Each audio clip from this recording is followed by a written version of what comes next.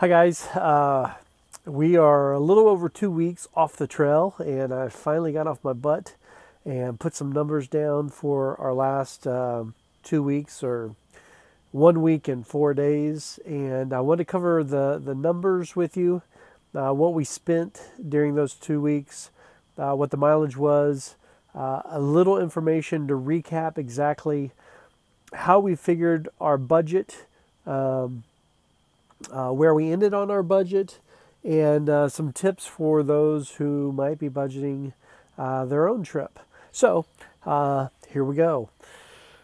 So week 25, the week before we summited, we went from Harrison's Pierce Pond Camp to Logan Brook Lean-To. That covers a calendar time of September 6th through September 12th, and the miles 2034.9 to 2118.4. That gives us a total of 83.5 miles for the week. For that week, we spent $160. We spent it at in Caratunk at Sterling Inn. I highly recommend the Sterling Inn. That was more like a bed and breakfast than like a hostel. However, they do have bunk rooms. And if I remember right, our cost was $80. So $40 a person for a private room, private bath, actually shared bath, sorry, but there were multiple bathrooms throughout. It was a great, comfortable place. They shuttle you to dinner. Granted, the dinners out, as we're fixing to see, are very expensive because they only have through hikers coming through. In the winter, I guess it's snowmobilers.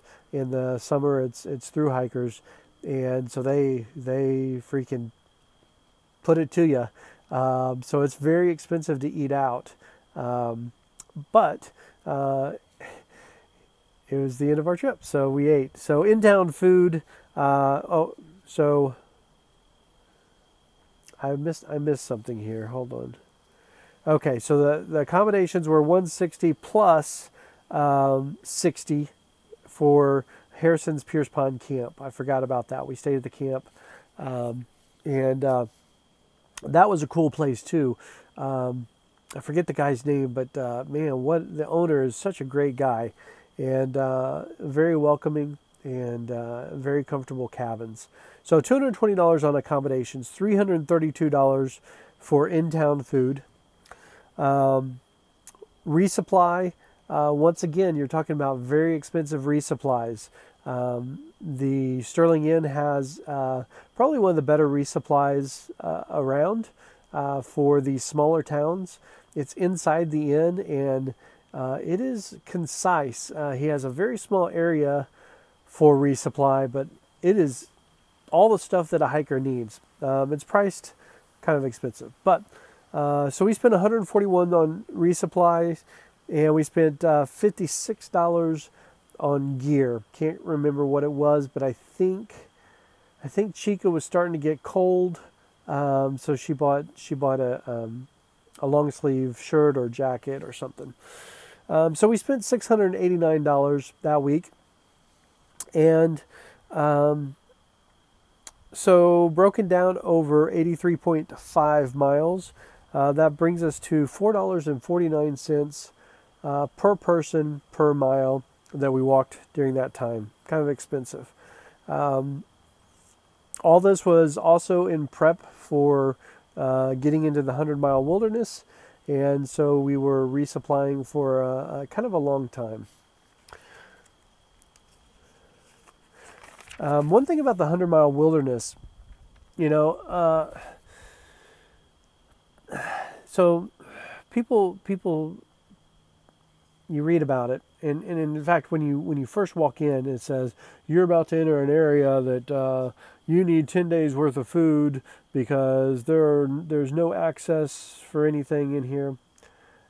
It's just not true. There are logging roads throughout. You can pay companies like Shaw's or some of these other companies to come out and do a food drop midway. Towards the end, there is a hostel on the lake. There's a radio on the shore. You radio across and they come pick you up in a boat and you have a place to stay.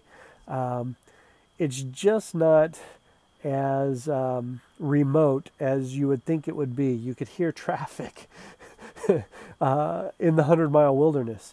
That being said, you do need to plan your food right. We planned 6 days worth of food, 5.5, I think, or 6.5, 6.5.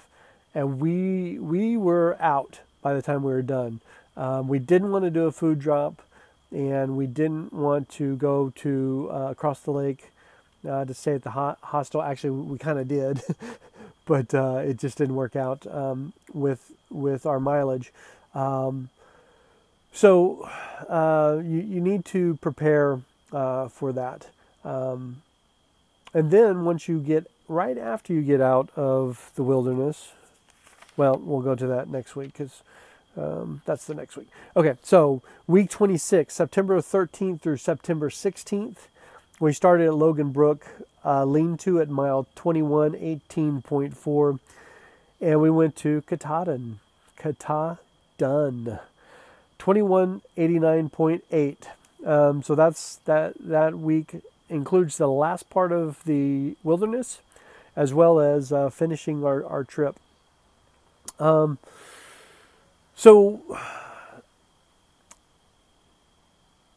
in accommodation costs for that, we spent $130 at the AT Lodge, and I'll talk about the AT Lodge here in a minute. We spent $215 in town food. We spent $29 in resupply. That was for our last day. So basically, as soon as you get out of the 100-mile wilderness, you hit the A-Ball Bridge. At the A-Ball Bridge, there is a camp store that really is not designed for AT hikers, but it does have food that you can resupply. More importantly, there's a restaurant there that serves craft beer, which we, of course, ate at. And that's great because we're coming out of the wilderness. Our food bags are completely empty.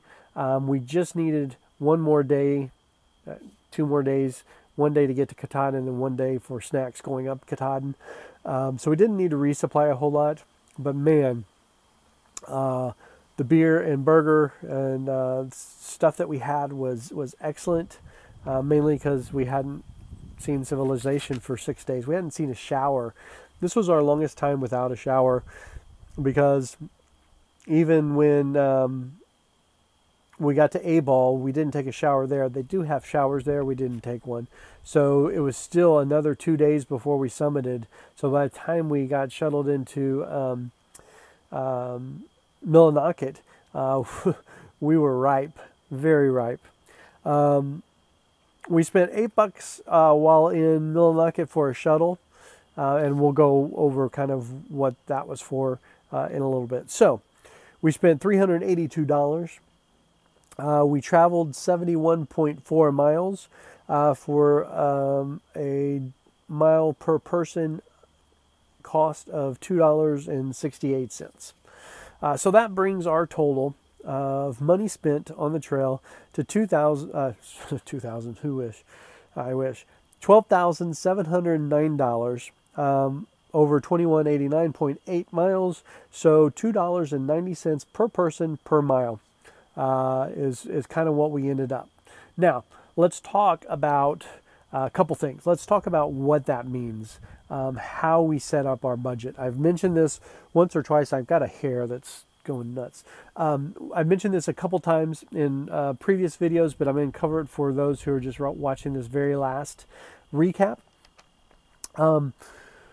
So we started backwards. We didn't say, okay, we have this much money, let's go hike the trail and determine how we're going to hike the trail based on how much money we have. We said, this is the type of hike we want to hike. How much money do we need? And once again, one of the reasons I'm doing these videos is because that information is not out there. So we had to guess. We had to guess how much hotels and hostels were going to cost, how much we were going to eat out in restaurants, how much gear repair and replacement was going to cost. But we did our best. We guessed. We said, okay, we want to, in the beginning it was, we want to stay in a hotel. We want to zero one time a week, which meant 2 hotel nights stays. Shortly after we started, probably a third of the way in, that changed to, okay, it's stupid to take a 0 really, because you waste time. So let's do 2 Neros. We do Nero in, 1 hotel stay, and then a Nero in the second hotel. That way you get 2 showers a week. You get in-town food two times a week. So you probably spend a little bit more in-town food, but you spend the same on hotels. Anyway, so let's do that. That was our big thing. We knew we wanted to get in town and get a shower and be in civilization once or twice a week. And we knew that we would go mad if we didn't have dinners out. It's what we do in real life, and it's what we enjoy on the trail even more. So that was kind of the basis of our thing. We also said we needed $8 per day per person to resupply, and so that was how we based our budget. What the budget did not include was our initial gear costs, which was, I want to say, a little over $3,000, between $3,000 and $4,000. It did not include our cost to get to Georgia. We rode a Greyhound bus there, and some people fly, and some people walk and hitchhike. So there's no reason to include that because everybody's going to get there their own way. We also stayed 2 nights at the lodge before we started because we wanted to hang out with friends before we start. Nobody, or I didn't say nobody, not everybody is going to do that. So we didn't include that. I changed the method. I was going to include our cost to get home, but once again, why would you do that if you're not going to include the costs to get to the trail? So I didn't include that. So initially our budget was $11,000 that didn't include getting to the trail, but did include getting home. So we had $1,000 set aside for plane tickets and incidentals, and the rest was to hike. Well, clearly we went over that budget. So we spent $12,709. If you want to know how much we spent on getting home, I think our plane tickets were $333 a piece from Bangor to Madison, Wisconsin, and then we paid for a hotel room that night that I did not include in these numbers. So that's how we were working the budget. I say all that because it's important to know that we weren't doing a frugal budget for our thru hike. Some people think that our costs are out of line, and they are for a younger person who is doing this on a budget and doing it for different reasons potentially than we are, or we did. Then again, I know a bunch of people who spent a whole lot more than we did. And I know someone who spent as much as we did, and it was one person. So this is so future planners can take what we did and see kind of the type of hike we had and see if that's the type they want, and then know that that's the budget or around the budget that they might need. Or they could say, oh man, they spend so much money going out to eat, I'm not going to do that, so I can do it on a whole lot less, and then you can figure out what your budget might be. Okay, so let's talk about 2 things. And we're going to talk about a bunch of things. Okay, let's talk first about finishing the trail. Baxter State Park makes this so freaking complicated. It's like a bunch of bureaucrats sit in a room and decide by committee how to manage through hikers. These guys aren't hikers. They don't know. It's pretty ridiculous the hoops you have to jump through to get to Katahdin. And that being said, we found all the park employees, the rangers, extremely friendly. It's just a bureaucratic mess to try to figure out how the hell you're going to get to Katahdin without trouble. So the first thing you need to know is there's a couple ways to prepare for your day before summit. And those are these. You have 2 campsites in Baxter State Park. One is called Katahdin Stream, and the other one is, and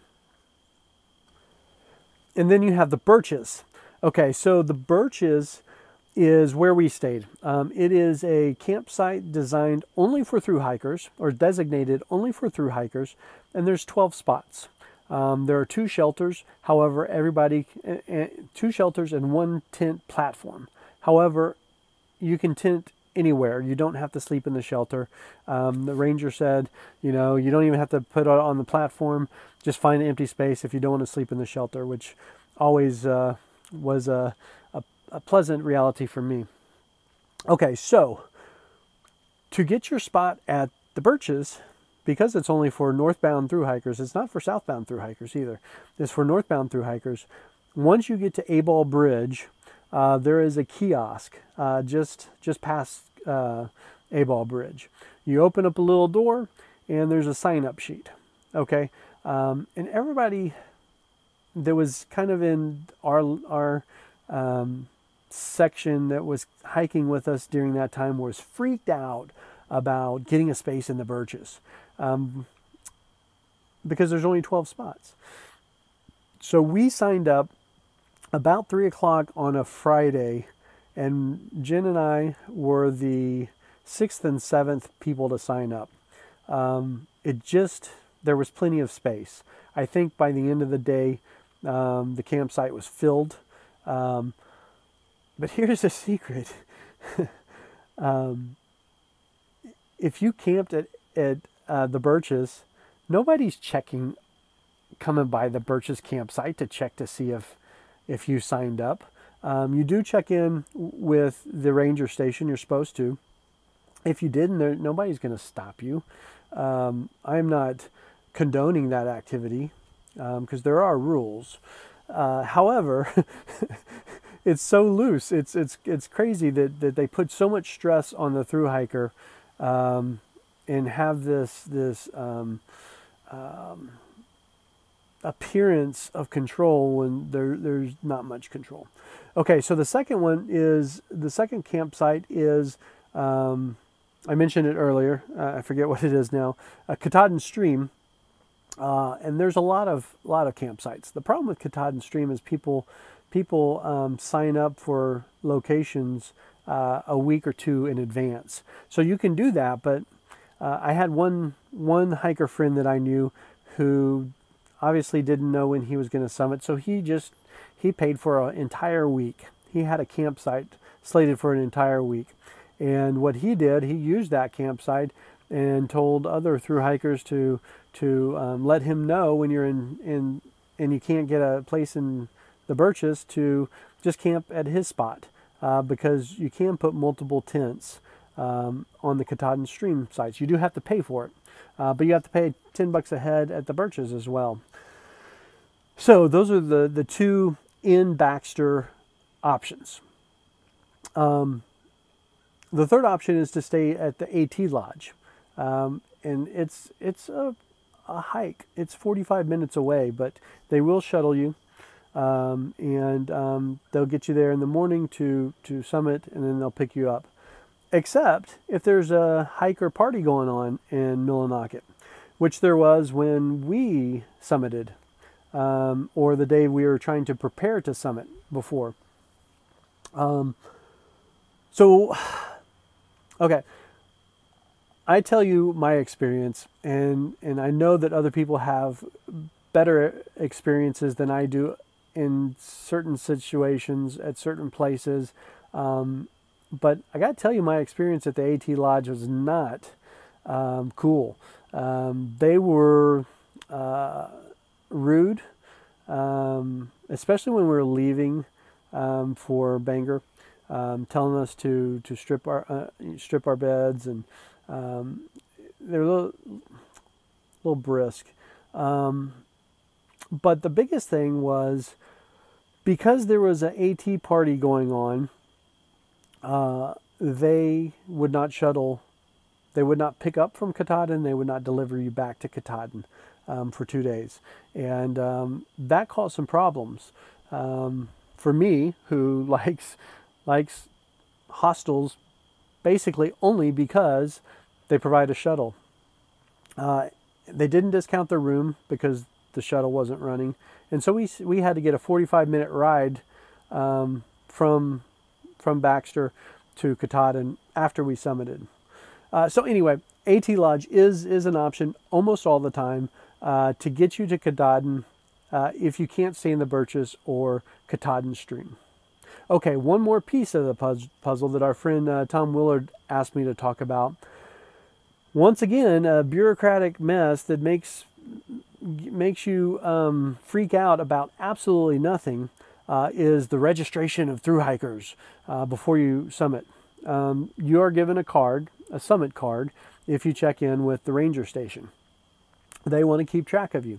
When you do that, I can't remember how many they set aside for the 2017 season, but I do know that when we got ours, there was 690 cards left to hand out, and so that was September 16th. So they weren't going to run out of cards, but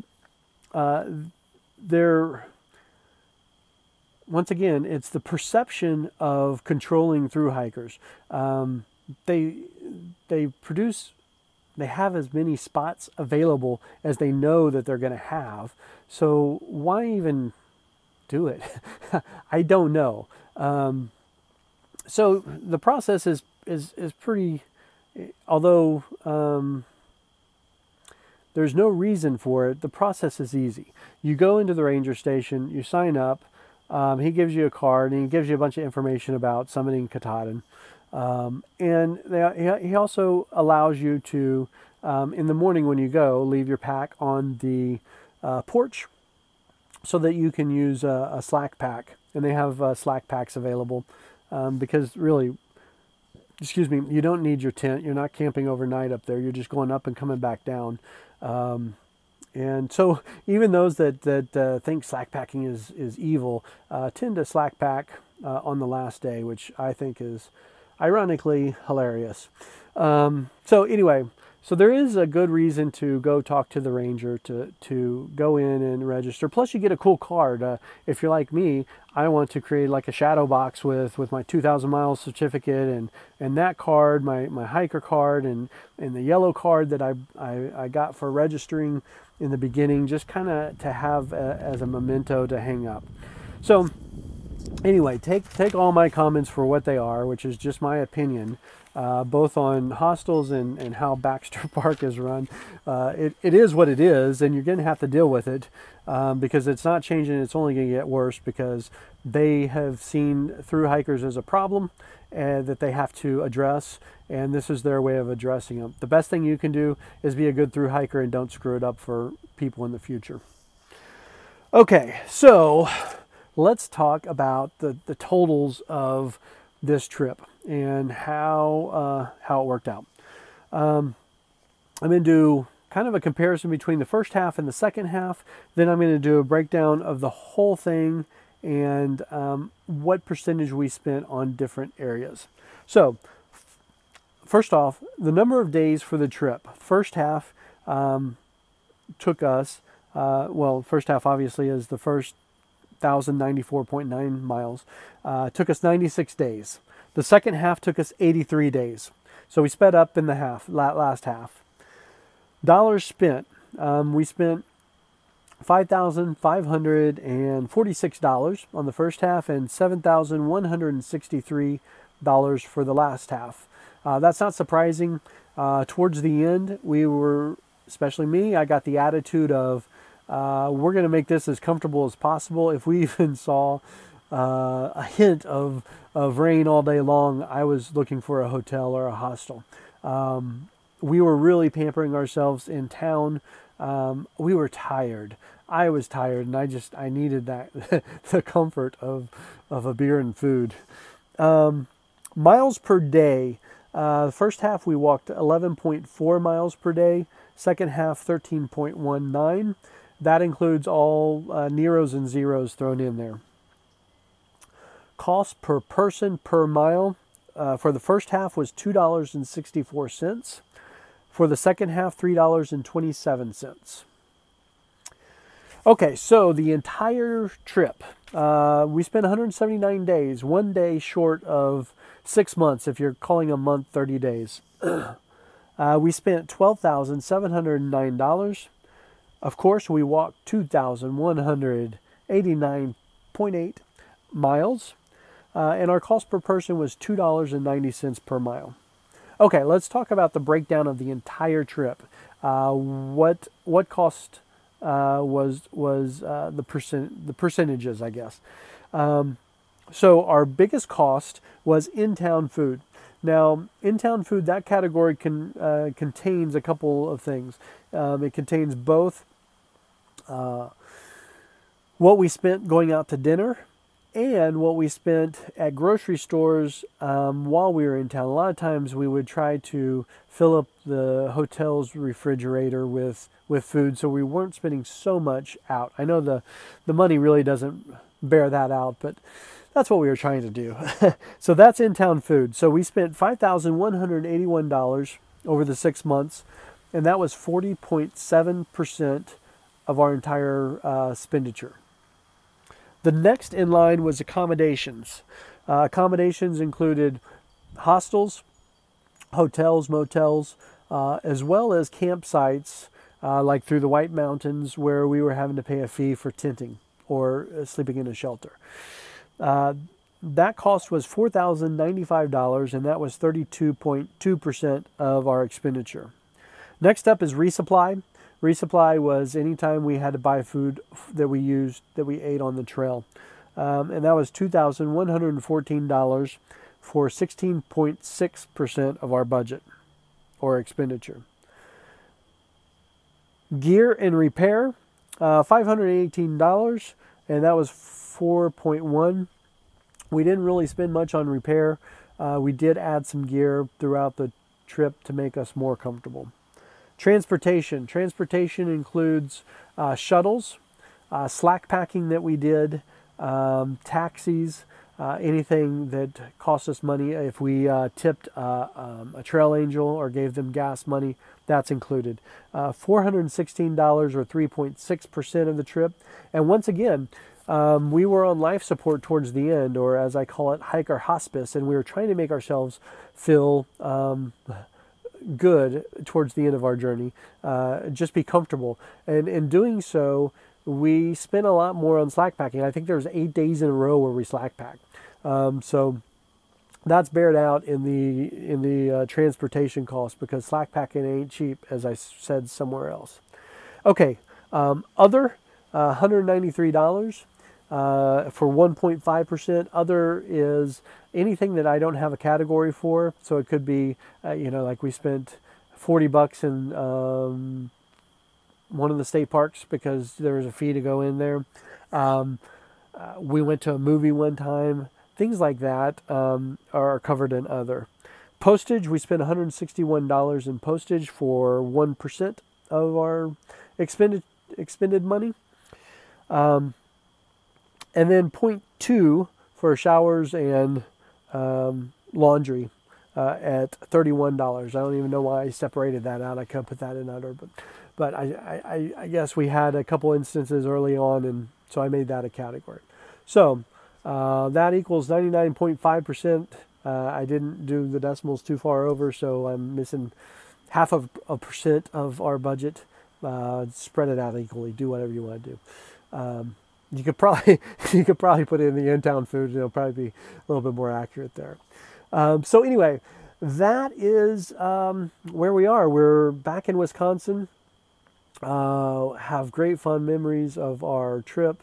We're starting to write a bit about our experiences. I think if you haven't already subscribed to our blog, you'll start seeing articles more frequently on our blog. We didn't really blog at all on our trip just because we're hiking 10 hours a day, and writing 500 words or 1,000 words at the end of a day just didn't seem like any fun.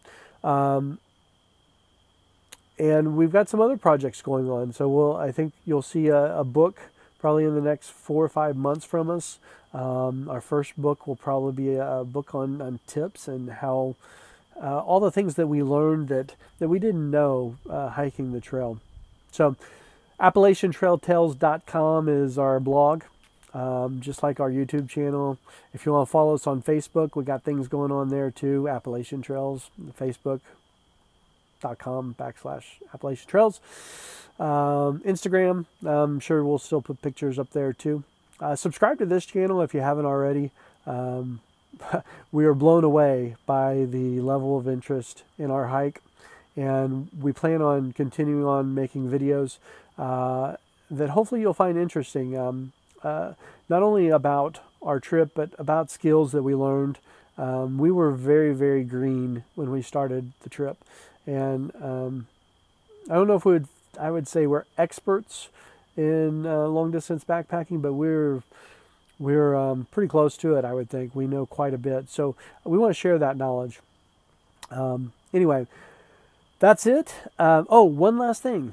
Questions. In the past, you've asked questions, and I answered them on this segment. This segment's done. So I'm going to put a link right down there. And we'll link to a new section we're doing, post-trail question and answers. We're already on round 2. But if you have a question, don't ask it here. Ask it under those, because under that series, that way we'll see them, and they'll get answered. Thanks for following, guys, and we'll talk to you later. Bye.